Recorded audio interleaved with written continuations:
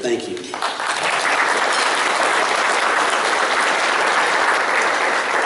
Again, officially on behalf of CPR, I want to welcome you all to the lunch here today also. And as many of you who may be on nonprofit boards, you can understand how I became chairman. I missed a meeting last year, so I'm now chairman of CPR. Those that you serve on the nonprofit boards, I'm sure you can appreciate that. It is truly an honor today to be able to introduce our speaker who's going to share some important words with us today. And I'm not going to introduce him in a normal way of going through a bio because there's information there, but I'm going to introduce him, primarily talk about what I'm sure are two of the greatest blessings in his life. I'll start with one and then I'll end with the second blessing in his life, and then we'll fill in a little bit of the accomplishments in between. I'm sure with the majority of y'all sitting in the room today, one of his greatest blessings is the Commissioner graduated from the University of Florida and is a Gator. So and from an intellectual standpoint, I'm sure that all of you agree that if nothing else, that was enough to have been accomplished and to serve him well in life. But beyond that, the Commissioner, and I'm going to say this from a businessman, I do a lot of expert witness testimony. I also graduated from the University of Florida, and even though there was a certain amount of intellectual accomplishment that I garnered with that, really to be successful as an expert witness, it's really the experience that I gained through my career that made that really beneficial and helpful to my clients. Same thing with our Commissioner. If you look at his bio, he has served in various levels of government, first starting out in the private sector in the agricultural industry, but then taking those talents, serving in the Florida House of Representatives, and then also at a federal level. And then now has moved to the executive branch of the state government. And those that are in the minutia with politics understand the importance of how all those are tied together and how the laws that we pass affect our lives, but then how, from an implementation standpoint and a policy standpoint, how we're affected. And as I look around and I see the lobbyists here in the room, I know that you all understand very well an accomplished individual that understands how all these different parts fit together of government and can actually get things done and accomplished in a beneficial way to the private sector and the individuals is really an exceptional individual, and that's one that we have in this Commissioner. Finally, I'll end with what I said was the next blessing, and I'm sure that he will agree this is his greatest blessing in life. He has a beautiful and supporting wife in Melissa and 4 beautiful children. So I'm happy to introduce our Commissioner of Agriculture, Adam Putnam.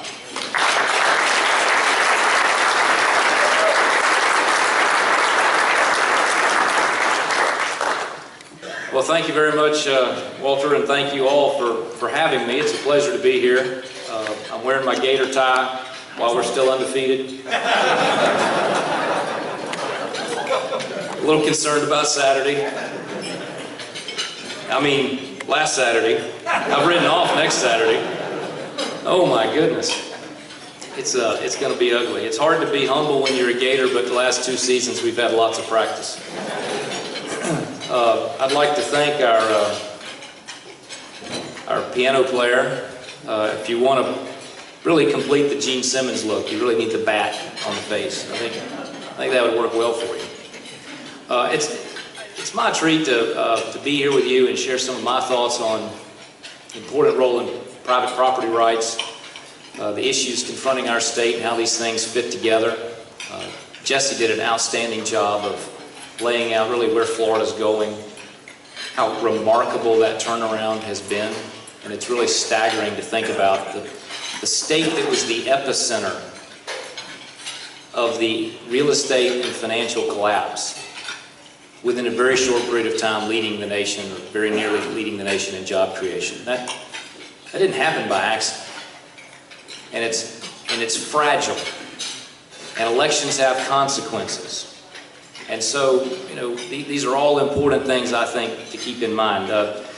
I was continue to be in the citrus and cattle business, but I was the youngest member of the legislature. But I have been replaced by the new youngest member of the legislature and Representative Sullivan. Congratulations to you. I think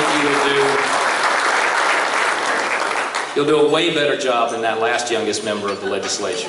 And we're proud of you, and Representative Wood and Representative Nelson, we certainly wish you the best in your next endeavor. But you have committed conservatives here who share a passion for private property rights. I remember going with my parents to the meetings around the state when the state first passed the Growth Management Act, and they had these public input hearings, and they'd post these giant maps, and they'd essentially taken crayons and drawn them in arbitrary places that were going to have a profound effect on what you could or could not do with your land. And my dad's a shy guy. I mean, when I told him that I was thinking about running for office, he was just silent. Went on forever. I thought, finally I said, well, Daddy, don't you have anything to say, like some wise paternal advice? And he just looked at me and said, I don't know what to tell you, son. It's like you just told me you were pregnant or something. I mean, he's not a guy that, he wasn't into politics, didn't like it. But I remember him just going up to those public hearings, and a guy who never spoke would go up to the microphone, and he'd just be trembling with anger at what they were doing and how fundamentally wrong it was. I remember as a kid riding up and down the road between Groves and the cow business, and he would say, again, he would just be trembling. He would just be shaking with anger. Look at that land right there. Look at the Brazilian pepper. Look at that vine. Look at the myrtles. You know who owns that land? I said, no, I don't have any idea. The state of Florida owns that land. And it used to be beautiful cow land. It used to be some of the most productive cow-calf ranches in Central Florida until the state bought it, and they ruined it. I mean, this was a passion. And he was saying, now look at that land on the other side of the road. A private property owner still owns that. And look how good it looks. And look how many cows are out there. And look at how good those cows look. And look at all the things that are going on that land. I mean, this was an integral part of growing up. And one of the first big issues we tackled when I was a brand new member of the legislature was this notion of sovereign submerged lands. And the fact that the state was charging taxes on land that they simultaneously claimed as their own. And they're trying to have it both ways. And it was like going through a first-year law degree in the legislature, learning about all these issues. So I come at this from a long time of thinking about private property rights and how critically important they are to our future. So let me back up a little bit and just talk about some of the myths that shape public perception in public policy debates about property rights. There is a myth out there that land is everybody's. I mean, that is a very commonly held myth. It's everybody's. It's so beautiful, we all need it. There's a myth out there, some people have too much because they can see it. They can ride by and see how far it goes, or how big it is, or how long, how many miles of road frontage they have, how much water frontage they have. Especially if it's water frontage, they say, well, they just got too much land. There's a myth out there that land takes care of itself. Very commonly held myth, particularly in government, particularly in agencies that should be managing their land. There's a myth out there that it's free. You buy it, you lock the gate, you're done with it. It'll take care of itself. Nothing bad's going to happen to it. It's just not true. It's a myth. As society moves further and further from the land, and ours is a society that was rooted in land. I mean, you're breaking away from the dukes and the earls, not Earl Crittenden, but you're breaking away from the old world to get a piece of your own land where you would have the opportunity to build your future. And it was limitless. That was part of the American dream. Well, as we're generations now removed from that connection to the land, all those myths become more and more pervasive. The American dream itself is rooted in the limitless bounty that comes from the land.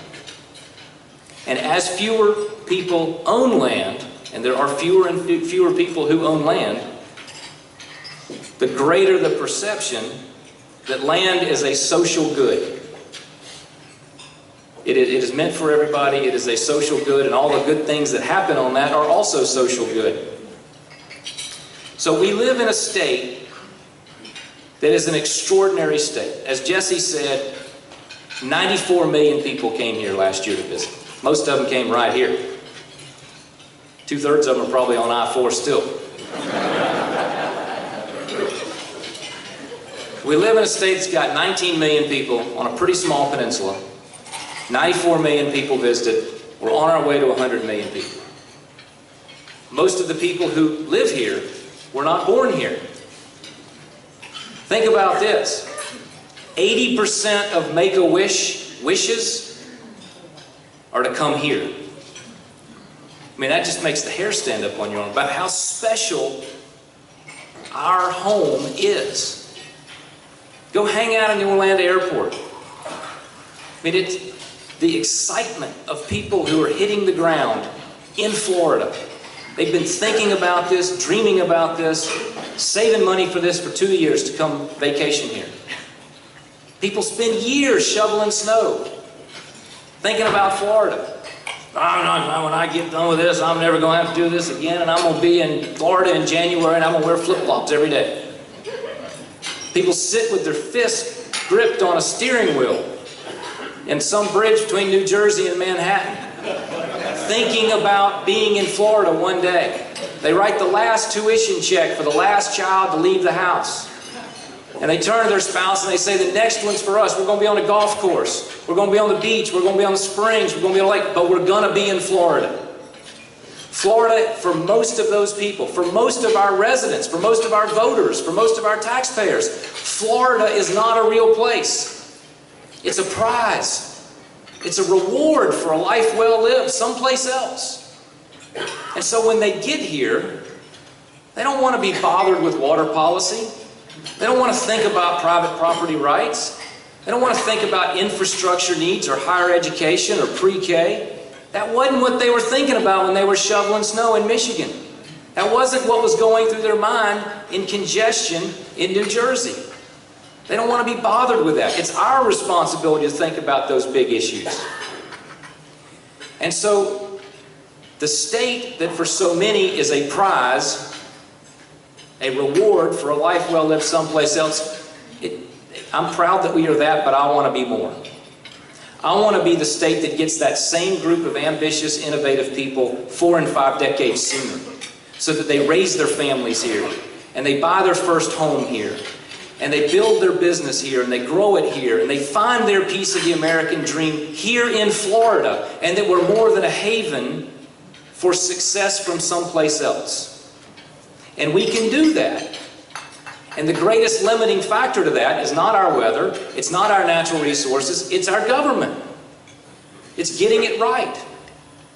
Because the difference between Florida and Washington, or Florida and Illinois, Michigan, Ohio, New York, and California, is a problem-solving political culture and an adherence to conservative values in our state government. It's no accident that the state of Florida's budget is half of what New York's is, half of what the state of New York's is, despite the fact that we have the exact same number of citizens in our states. If they were getting twice the government they pay for, why do they all want to move to Florida?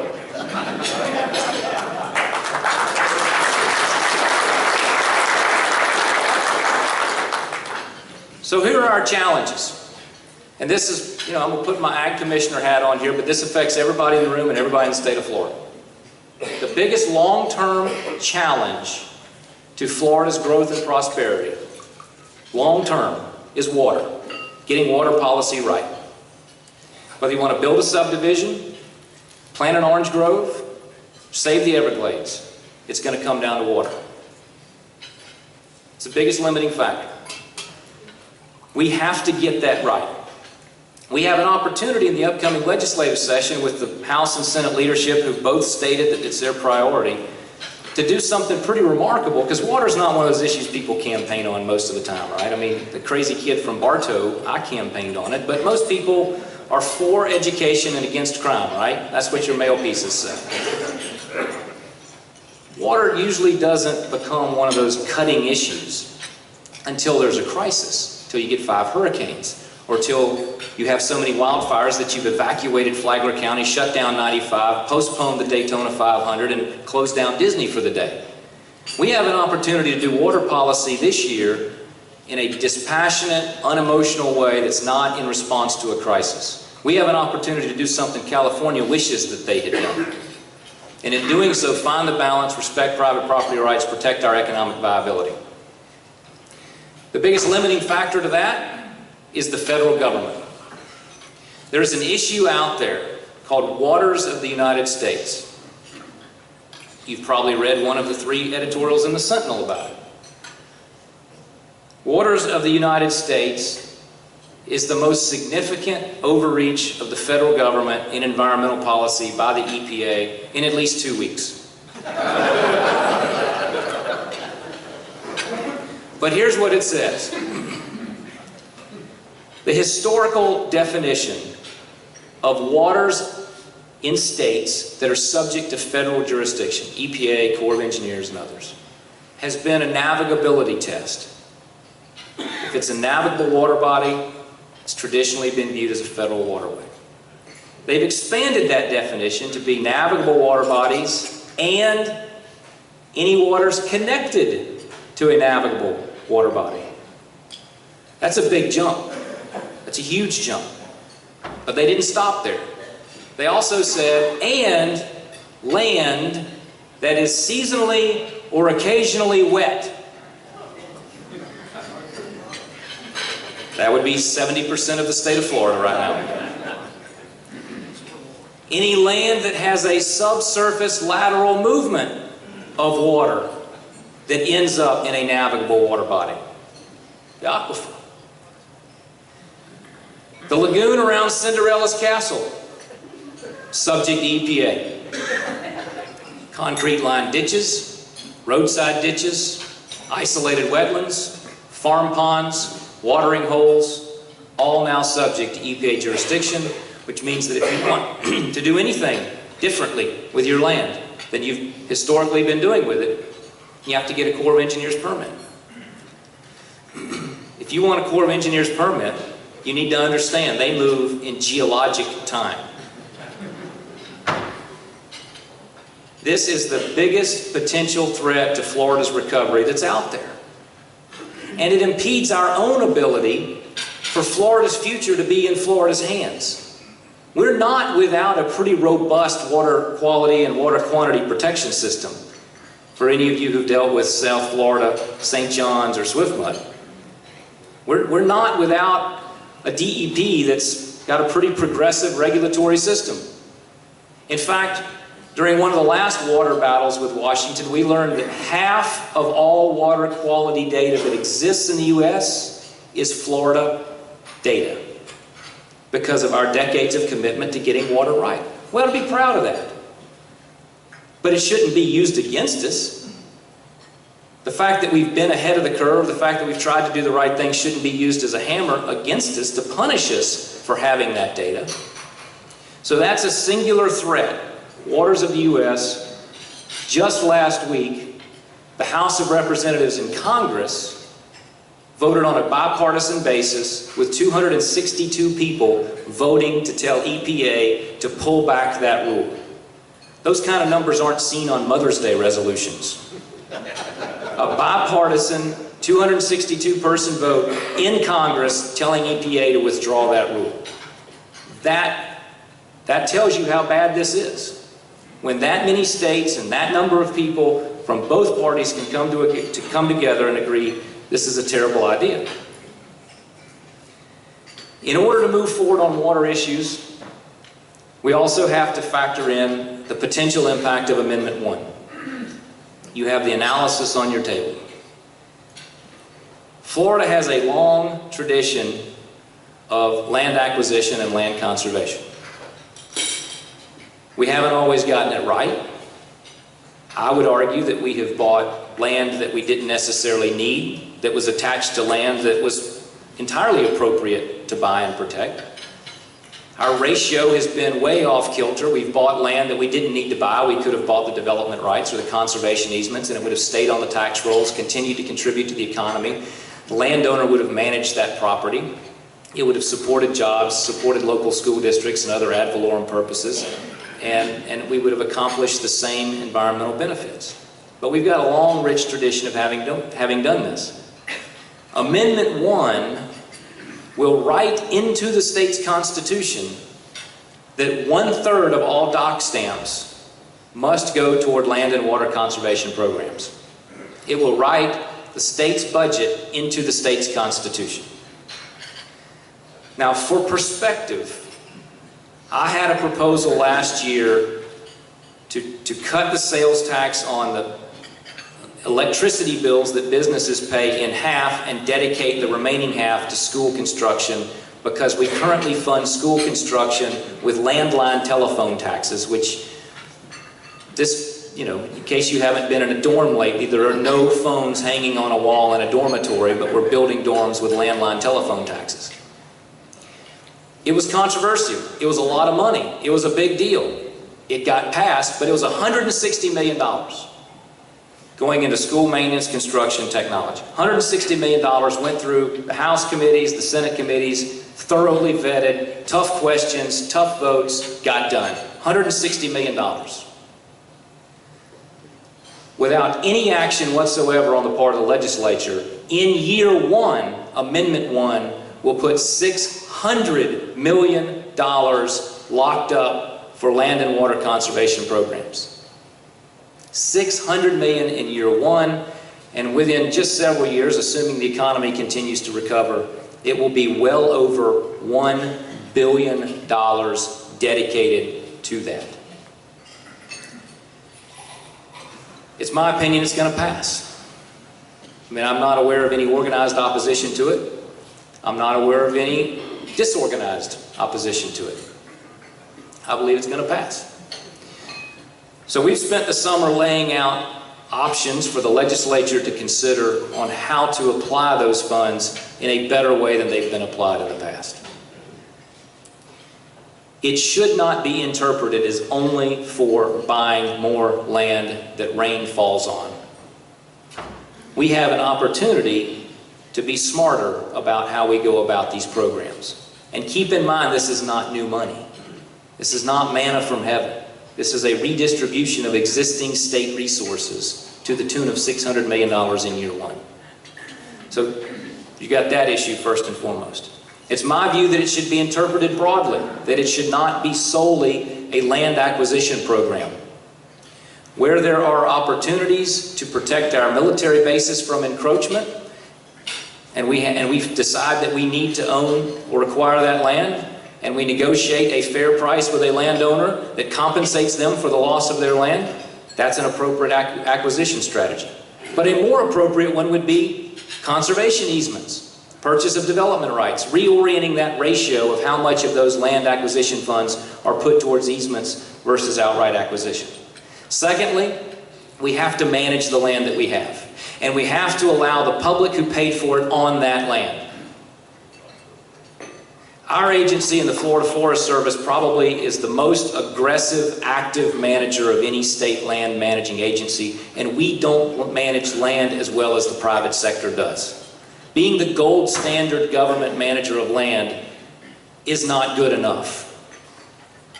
But we cut timber, we have cattle leases, we have public recreation, we do all sorts of things to generate revenue and have public access to that land. There has to be much more of that. There are millions of acres of land that the state has bought in the past that have been overtaken by exotic and invasive plants, pests, and diseases, and there are plenty of opportunities to lease that land back to the private sector for a number of opportunities that generate revenue, support jobs, pay taxes, and give the public recreational and economic access to that land. Create water infrastructure, because if the biggest long-term issue facing Florida is water, what are we going to do about that? Central Florida's got to find billions of gallons per day. And it really doesn't help people to have Brevard fighting Orange, fighting City of Orlando, fighting local ranchers. That doesn't get us anywhere. But if you could use this money to have alternative water supply development, to have shallow water storage, to have payment for environmental services that compensates private property owners for environmental benefits, that if there's a social good, there should be a social cost that is borne by society. Keep in mind the evolution of this, and I remind my friends who are concerned about Agenda 21 about this all the time. The evolution of these programs are that the conservative free market approach to property rights is, if you want to do something with it, pay people for it. There is a market value to what you want them to do or not do. The old way was just pass a law and take the value from them.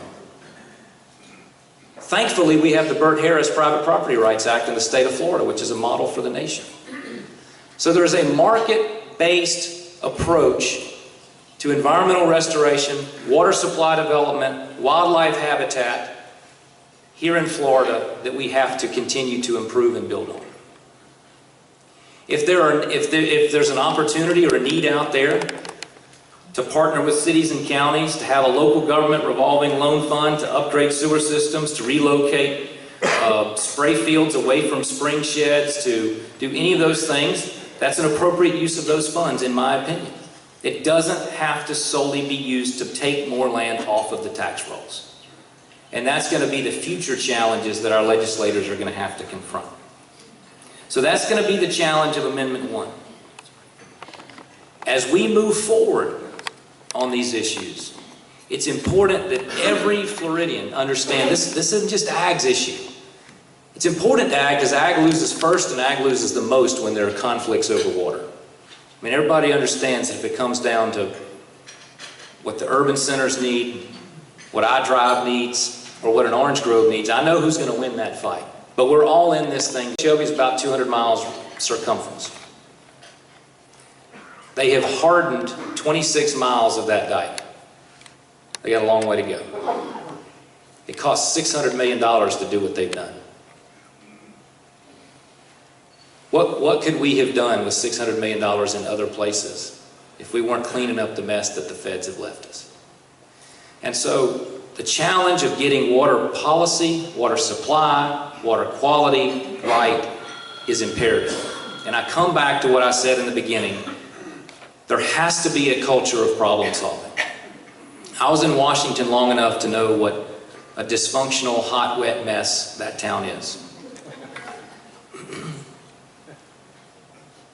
We have to have a conservative approach to governing in our state that protects things like private property rights, that talks about constitutional rights, that talks about the role of government in people's lives, that talks about the need to have a free enterprise, calculated risk-taking system that rewards that risk and punishes those who make the wrong decisions.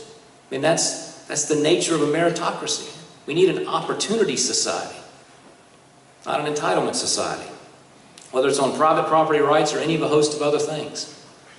It's important that, it's been said earlier that private property rights are sort of the foundation of all the other rights. I would have to add a caveat to that if there's a challenge to your private property rights, you might need to fall back on your Second Amendment rights. But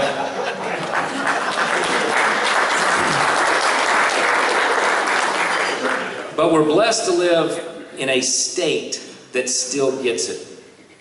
But the difference between Florida and other diverse, complex states like Illinois or New York or California, the difference between us and them is 1 or 2 elections.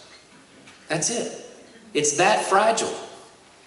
Which is why we have to have a continued commitment to people who are willing to stand up and say, private property rights, yes, even in the 21st century, are still relevant.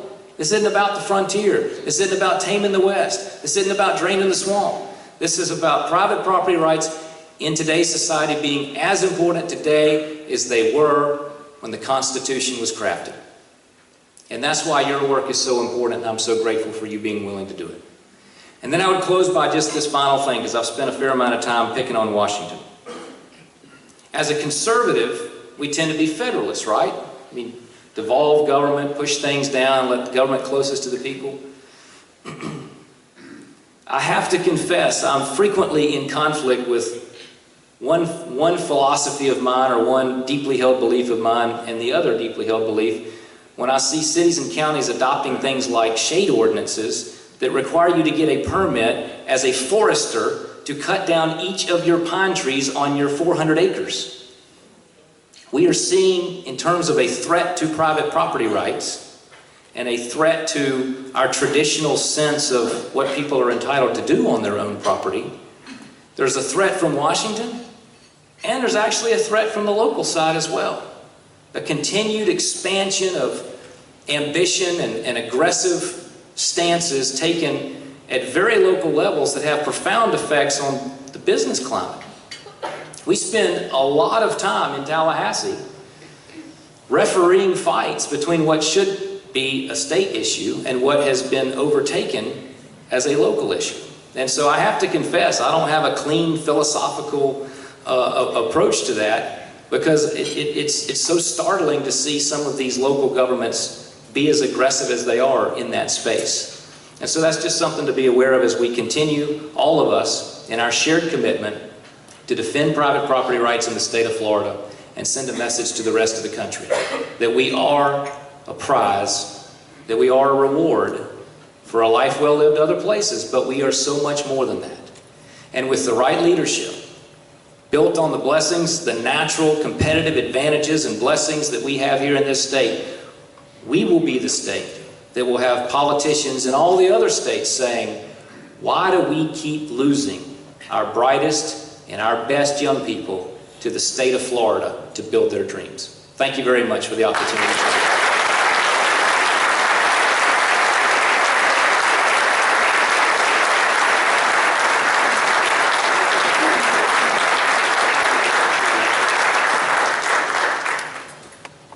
Wow. You know, some people speak and they create fog and others cut fog, and I think we've heard a lot of fog cutting truth today that is so refreshing. We have a brief time here. Thank you very much, first of all. We also have a brief time to do some questions and answers. We'd love to take a few questions if we could here in the meantime. Okay, Trevor, you have one there. Adam, you mentioned various ways to spend the $600 million that would probably come from Amendment 1. Here in Orange County, the city and the county created Water Conserve 2 to put in a whole bunch of rapid infiltration basins out west of town. And the level of treatment there just isn't quite what it ought to be, so it's essentially injecting quite a few pollutants, phosphorus and nitrogen, into the aquifer and into the subsurface waters. Can some of that money be dedicated to helping to upgrade the level of treatment? It would be my view that we can take a very broad interpretation of the amendment, should it pass, and that's precisely the type of program that has a land and water conservation benefit. I mean, if you're removing nitrogen and phosphorus, everybody wins. Let science be our guide. We ought to only be funding projects where the science bears out that that's the best bang for our buck. There's a whole lot of ways to remove nitrogen and phosphorus, and the price per pound of removal varies greatly across those technologies. So we need to have the right economic model and the right science guidance to do exactly those types of things. Growing the size of the water pie, using water more than once. We've got to get out of the habit of only using water once. We discharge billions of gallons per day to tide that we could hold back. On average, we're still a state that gets 55 inches of rain per year. So I'd rather have our water problems than, say, Texas's water problems for the last number of years. But yes, it would be my view that that's precisely the type of, that is a conservation program that will have economic and environmental benefits to the state of Florida. And it would be my view that that would be an appropriate use of those funds. In the back, Carlton. This is actually kind of piggybacks on that question, which is Senator Simmons has a Save Our Springs initiative regarding septic tanks around springs. He's wanting to address the pollution to our aquifer that has resulted from these affluent spray drills and rapid infiltration basins. By essentially putting a moratorium on growth around springs, the technology he's proposing is about $15,000 per house at the low end. its own improvement, it doesn't exist. He's trying to fund it with money from intangible taxes. So the funding and the successful implementation are separate. Is that something that you can address from your position to kind of try to put it on? It's actually an issue that we divide this room with. I come in the construction industry. It hurts us dramatically. Well, Senator Simmons and a number of other senators put forward a big Springs bill last year. It didn't make it all the way through the process. Undoubtedly, elements of that will be back next year, and it will be part of this larger debate about where we go on water policy. And I think the difference between last year and this year will be that there will be a leadership commitment in the House and the Senate to move a package that impacts water. I don't believe that that we should have policies in place that aren't supported by sound science. I mean, I think you have to prove out the technology, number one. So that's sort of the technical test. Are we removing nitrogen and phosphorus? The common sense test is, are you going to require someone who lives in a $12,000 mobile home to invest in a treatment system that's worth more than the value of their home? And that doesn't pass the straight face test. But we do have to address our spring sheds.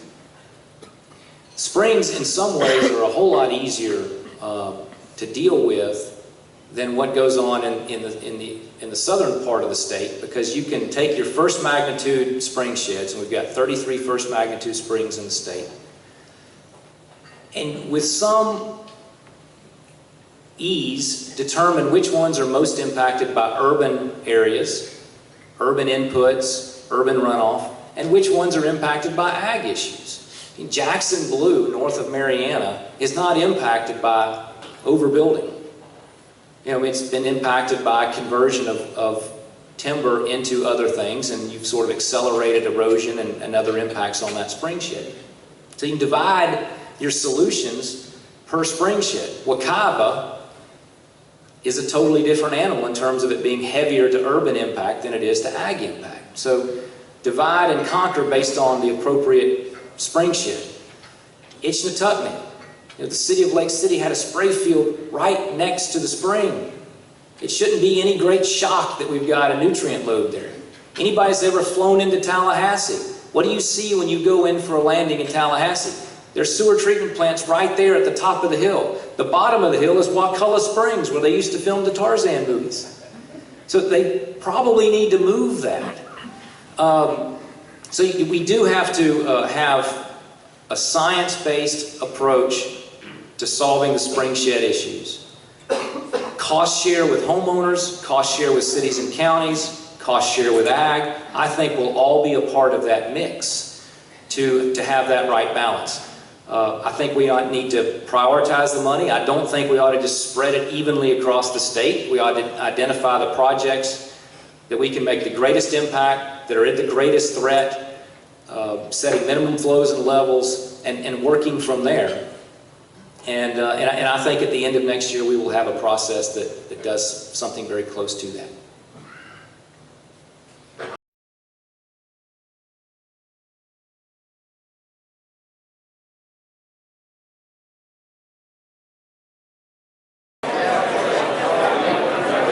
Welcome, one and all, to the CPR Fall 2014 Hey, Dan. Forum. If you'll please take a seat and get started. This is widely known as the hardest crowd in town to see. And a special prize goes to the Duda table because they were the first to be seated. They get extra dessert.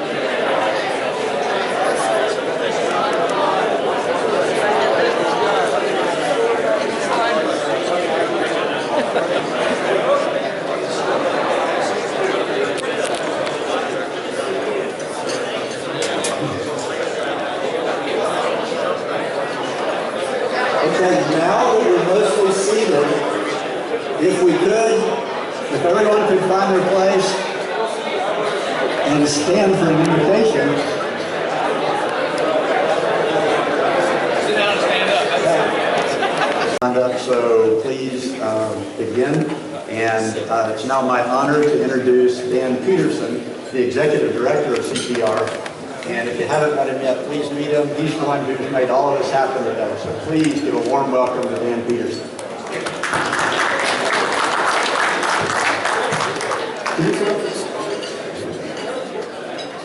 Well, let me add my words of welcome. Thank you for being here today. I hope, as you noticed when you walked in, some of the posters from some of the former speakers that we've had at these luncheons, and today is going to be just as great. But we're glad that you are here. Of course, what I'd first like to do, of course, is say thank you again to Commissioner Adam Putnam for being here with us today. Commissioner, thank you so very much. Let's welcome you, please.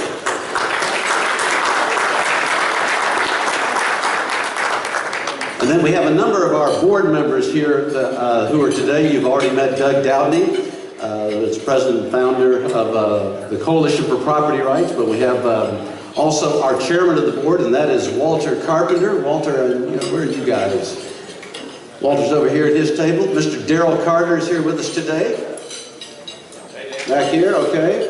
And then we have Bev Evans, who is also a board member. Appreciate your leadership. Jonathan Moore is here from Acquisition Consultants. Let's see, do we have any other? Oh, and Mr. Fred Linhart, of course. Don't want to forget Fred from Gray Robinson. Thank you again. Appreciate your leadership on our board of directors. Did I miss anyone? That's all I saw here. Okay, thank you very much.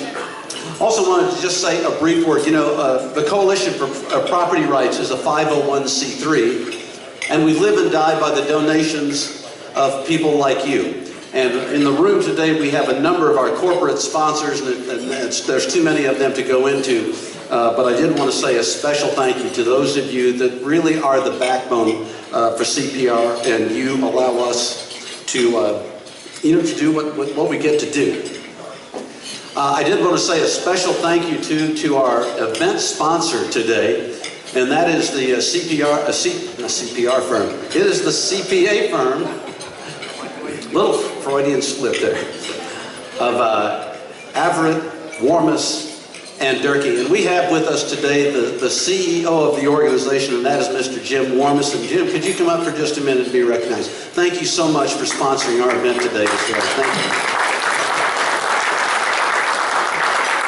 you. Thank you all. We're real proud to sponsor this event. Our firm has been in existence since 1989, and we've got to work with a lot of agriculture people, a lot of developers, and we're very proud to sponsor this. So thank you very much. And many of you know, you've seen Doug Dowdney. He has issued his first book. There's another one on the way, but this one is called Try Again. It's a history of Florida, and we want to have you this as a gift to say thank you for being here today and for being a sponsor. Thank you, sir. All right. Thank you again. I had planned to actually have some of my CDs out here to give you so you could have some really good music as a gift too. Maybe we'll get that to you later though, okay? I'd also like to say a special thanks to our friends from DUDA, and that's, we have President David Duda today, and Susan, and your wife, I guess is who that is, but thank you again for your sponsorship today. And we also have a book for you. Appreciate your being a part of this event today. Thank you very much. Let's hear for DUDA, please.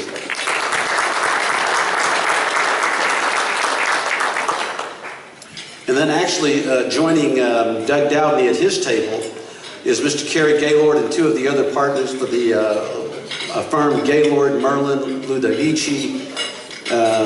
What was the other guys there? That's such a long one there. And Diaz. And they have been longtime supporters of the Coalition for Property Rights, and Doug has a book for you guys too. Thank you so very much. Also did want to say again thanks to our VIP reception sponsor today, and that was Janine and Adam McKinnon from McKinnon Associates, and Doug has a book for you guys too. Thank you so much.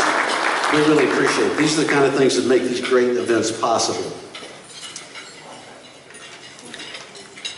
I did want to recognize before we go on some of our elected officials who are here today, so maybe as I mention your name, if you could just stand and wave at the group, because we're always delighted. to have you, and not just because of your position, but it's great when others can network with you and get to know you on a personal basis, and so we're glad you're able to do that. You've already met him, but Representative Brian Nelson. And Brian has been a great friend to property rights, and if you get a chance, say thank you to him. He is being termed out, and his last day will be in November as a representative, but I think many of you know he is not riding into the sunset. He is running for Orange County Commissioner to take Fred Brummer's place, who is termed out there, so say that to Brian. Also with us today is, and I don't see her, but Representative Debbie Nelson. I guess she's not here yet, okay. Representative John Wood is with us. Thank you, sir, for being here. So glad you're here. Then we have a really special guest today, and this is the newly elected representative from Representative Nelson's former district up in Lake County and Orange County, and that is Representative-elect Jennifer Sullivan. Jennifer. And we congratulate you. Congratulate you. Also with us is Seminole County Board of County Commissioners, on the Commissioner, Brenda Carey. Thank you for being here. So glad you're here. And then we have from the Orange County Commissioner, Commissioner Pete Clark. All right. I was about to say, I don't know if last time we were here, Trevor Hall and I played a little guitar duo with some music. We may have lost our gig after hearing this today. I don't know. But Pete's a guitarist too, so maybe next meeting, Pete, we'll have to have you come in here and do the Star Spangled Banner or something like that. Also, we have from Congressman John Micah's office, Mr. Joe Travato. Joe, where are you? All right, thank you for representing today. Appreciate that. Many of you might recognize the name Lawson Lamar, former elected official locally, and he is here today. Sir, we're glad you're here. Thank you so much. And then we have a really special guest, and that is Antonia Novella, and she is the former Surgeon General of the United States. So where are you, Ms. Novella? Thank you for being here. That's the truth. We won't ask you to do any inside information on Ebola threats or things like that today, but we appreciate you being here. Did I miss any elected officials that might be here? Who do we have?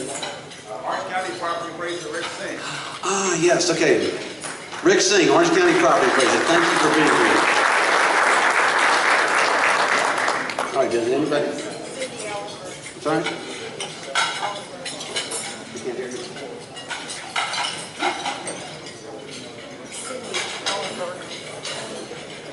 From the Soil and Water Conservation, Cindy Ellenberg. And where? Oh, you're with. Okay, Cindy, thanks for being here. Appreciate it. All right. And one more. Also, the Republican nominee for the now open House seat from Osceola County, Carlos Irizarry, who's right here. All right, Mr. Trice, thank you. All right, we're glad you're here. Thank you, sir. All right. Today, because we have such a packed program, we're doing something special, and I don't know how many of you know this, but the Coalition for Property Rights has developed a very close relationship with the James Madison Institute. And we do a lot of consulting together, a lot of work together, particularly in the area of property rights. And we have a big group who are joining us from the James Madison Institute Board of Advisors. Could I just get you guys maybe just to stick your hand up if you're with the JMI group and wave your hand here? All right, so they're kind of scattered all over the room now. And we're glad you're here. And they just had some meetings in the building with a very special speaker, and he's going to say a few words to us. But I wanted you to meet the representative who is here today from the James Madison Institute, and that is Mr. Francisco Gonzalez, who will introduce him and give a brief word about what you're about to hear from a man who is right on the inside with the Department of Economic Opportunity. So, Francisco, please come forward. Thanks.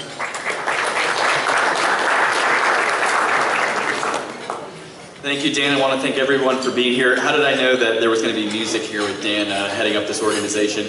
That was a lot of fun. But wanted to tell you, I know there's many people in the room who are already members of the James Madison Institute, and I thank you for being here, and thank you for being a part of this lunch. We do a lot of great work together with the Coalition for Property Rights, and you know, we share a few things with them.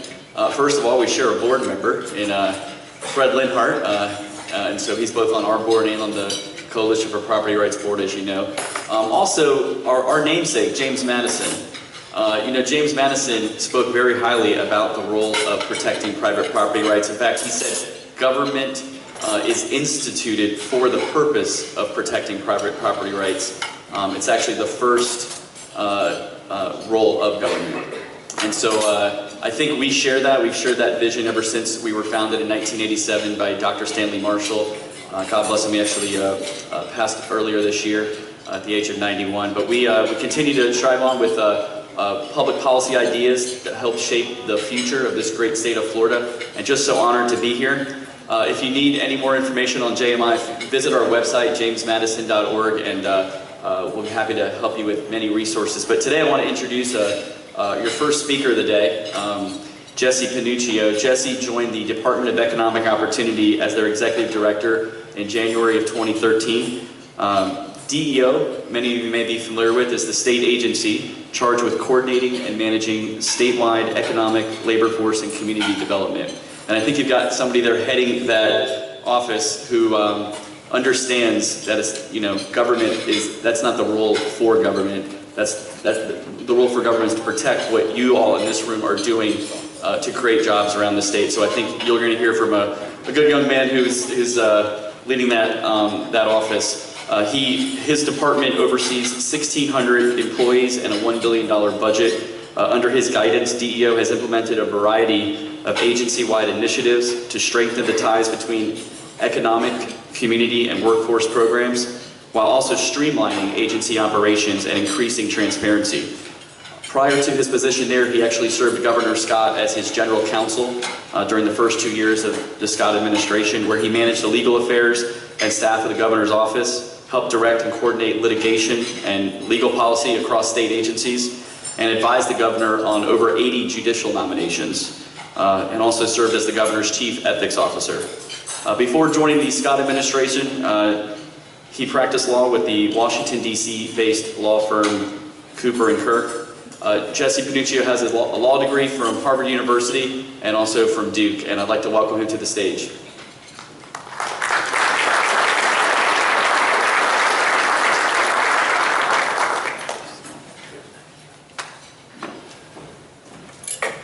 Thank you, Francisco, very much for that introduction, and thank you all for allowing me to be here. Is my musical accompaniment here? I was going to do this all by song, but... Well, first of all, let me just thank Commissioner Putnam for letting me join you today. Commissioner is one of the great champions in Tallahassee for not only property rights and land policy throughout the state, but really what we focus on, which is economic growth and good economic policy. So thank you, Commissioner. It's always an honor to be with you, and I've learned a lot from you over the last few years working up in Tallahassee with you. So thank you very much. Well, you know, I'm just going to talk for a few minutes. You're going to get a very abbreviated, the Reader's Digest version of my update about the economy, but it's a lunchtime speech, and I find we need to lighten the mood a little bit. And as you heard, I am a lawyer by trade, and I know my friends from Gray Robinson and a few other firms are here, so I'm going to start with a lawyer joke, because why not? Now, the problem with lawyer jokes is, of course, lawyers don't think they're funny, and none of the rest of you will think they're jokes, but I'm going to tell you one. And I just heard it. This one was so good I have to tell it. I was at the swearing in for the new class of Volunteer Florida, a group of people who spend a year giving back to their state and their country by volunteering their time. And there's actually a joke out there about volunteers and lawyers, so let me tell it. A volunteer is a woman who had volunteered her whole life at hospitals and for charities. She lives a long and full life, and she dies, and she goes up to the pearly gates, and joining her there is a lawyer who led a good and full life, and they're both at the pearly gates with St. Peter. And St. Peter says to the volunteer, just hold on one second. And to the lawyer, he says, come on in. Gates open, and a song, a choir of angels erupts in praise, singing hallelujahs, and there's cheering and noise. And the Lord himself comes down and gives a personal greeting to the lawyer and says, welcome to heaven, enjoy your eternity. And this goes on for 20 minutes, and the lawyer walks off into the sunset to enjoy an eternity of bliss. And then St. Peter comes back to the gate and looks at the volunteer, and he says, oh yeah, you can go in. And the gate's open, and the choir's gone, and no personal greeting from the Lord, no song, no drums, nothing. And so as the gate is closing, the volunteer looks back and says, St. Peter, I volunteered my whole life. I led a good life. It was a virtuous life. I spent time. I'd give my shirt off the back to everyone. He goes, oh, I know, but we get volunteers in here all the time. That was the first lawyer we've ever had. So for my friends at the lawyers' tables. Okay, on to the numbers about the economy. First of all, thank you all for being here. It is absolutely wonderful to see a group this large and prominent with a lot of leaders in the community and a lot of young people caring about property rights, caring about freedom, caring about what this nation was founded on. You know, this week is going to be Constitution Day, our 227th anniversary of the signing of the U.S. Constitution. And of course, that was centered on protecting freedom and property rights. So it's especially fitting that we're thinking about that this week. And I'll tell you, I have a special place in my heart for groups that promote property rights. My first case as a lawyer was a takings case against the federal government up in Washington, D.C. And unfortunately, we ended up winning that case to the tune of $250 million. This is when the government stole supervisory goodwill from the savings and loans, if you remember, in the 90s. But unfortunately, my firm won that case after I left, so my vested property right, I guess I didn't negotiate a good contract for that and didn't get it. But I appreciate what you do and what you care about, and I hope you know that in the Scott administration, that's what we care about. We've really pursued policies to promote freedom and to promote economic freedom. And if you look at what has gone on in this state over the last 3 or 4 years, what you're seeing is a remarkable economic turnaround. At DEO, we focus on economic policy and labor force policy and community development and growth management policy. And we have a pretty good view, a good vantage point of what's going on in our economy. And in the back, as you leave, there is a infographic, which we don't give you in advance because it's my whole speech in just a cartoon version here. But it shows you what happened in our economy during the recession and where we are today. And of course, you all know from looking at your own home values and your own businesses and what went on here and how bad the recession was. We were hit as hard as any state in the nation. Our unemployment rate skyrocketed from full employment in 2006, around 3.3%, to 11.4%. We lost 830,000 private sector jobs. Our job demand, the number of unique job openings in the state, fell by 40% during the recession. 40%. We lost nearly half of our job demand in the state. Our GDP, our real GDP, adjusted for inflation, fell every year from 2008 through 2011, including in 2009 by a whopping 6% loss in GDP. Our consumer confidence fell from the 90s to the 50s. Our housing market, of course, collapsed. Our tourism market fell. On every measure, we were hit as hard as anyone in the nation. And then you look at where we are today, and it's really a remarkable turnaround story. We're so far beyond what anyone would have predicted 3-4 years ago about our economy. Almost every quarter we outpaced the predictions for our economy. And just to give you a sense of the numbers, our unemployment rate is now 6.2%. We've nearly cut it in half. We've added back 620,000 private sector jobs in the state. Our job demand is back to pre-recession levels, 275,000 unique openings. In fact, earlier this year, we set the all-time record for job demand in this state. Think about that. We set the record for job demand just a few years out of the recession. That's how confident employers are right now in our state and how willing they are to hire. Our consumer confidence is at a post-recession high. It's in the 80s. Our tourism market is absolutely gangbusters right now. In 2012, we set the all-time record for visitors with 91 million people. It was great news until we got to 2013 and we had 94 million people. And then this year we set a first quarter record and a second quarter record, and we expect by the end of the year we'll have 100 million people come to our state. Just to give you a sense of that, 23 cents on every dollar is paid by an out-of-state visitor here. 23 cents of every dollar of sales tax. 100 million visitors, what that means is about 1.7 million people a day coming to our state. That's greater than the population of 12 different states. So think about it like this. Every day, the entire state of Idaho gets on a plane and visits our state.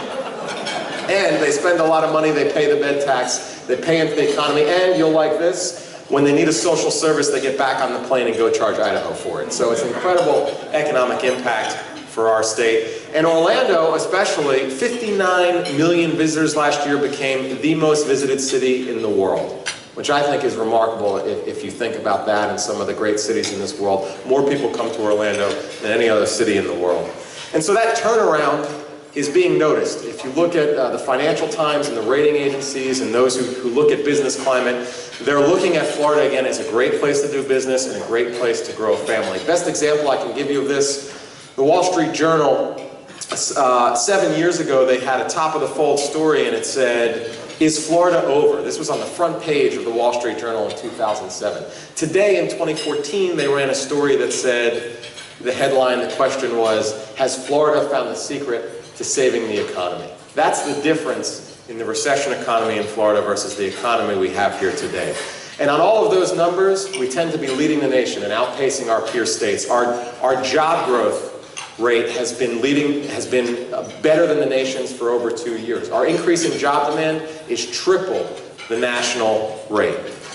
Our GDP is growing, of the 10 largest states, we have the third fastest growth in GDP. So there really is something remarkable going around the state, and it comes down to policy. We understand that government-created jobs, jobs created by government fiat are not a lasting fix to the economy. It's the private sector that needs to grow for the economy, to create lasting prosperity in the economy.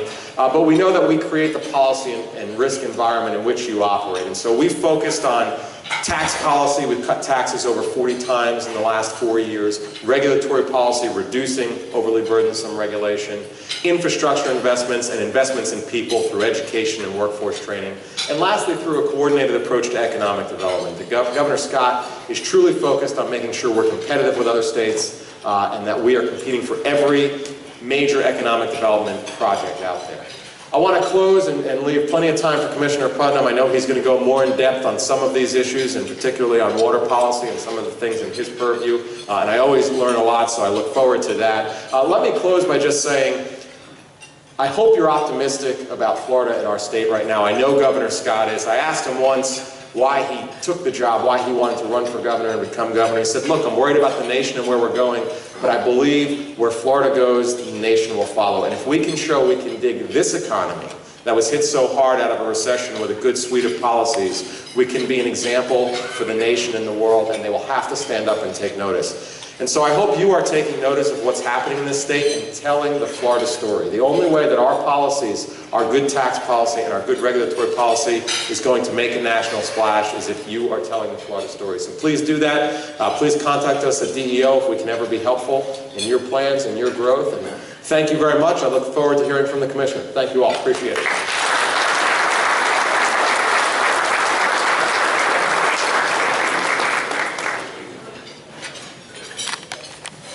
About having some value added. This is really great. I'm trying to think of what we'll do for an encore for this meeting between the music and our speaker and Jesse and everyone else. So I did want to draw your attention to two things before we introduce our speaker today. First, on your chairs today when you came in, I hope you noticed a thing that we call an analysis of Amendment 1. And Amendment 1 is the Water and Land Conservation Initiative, and CPR has taken a look at that and has written an analysis, and we are not encouraged by what we read into that amendment and the future of it. And so we wanted you to be aware of the analysis as we've looked at it. We would consider it not to be good public policy for the state of Florida, and all of the reasons for that are in their analysis. So I hope you'll take that and read it. You can also find it on our website, which is proprights.com. In the lower left-hand corner, we actually created it on a website where it has the full text of the amendment as well as this analysis for your benefit there. So we hope you'll take a look at that and be aware of that. Also, for those of you that maybe, we have members, and those are people who support CPR, but then we have contributing members, and those are people who help us on an annual basis to make CPR possible. And if you're interested in doing that today, take one of our brochures along with, we have some envelopes there that are pre-addressed back to us. And if you'd like to become a sporting member, we're a 501c3, a tax-exempt organization, and we would appreciate your encouragement and support. We appreciate you being here today. So, but we would appreciate it if you would continue to be, or come to be, one of our contributing members.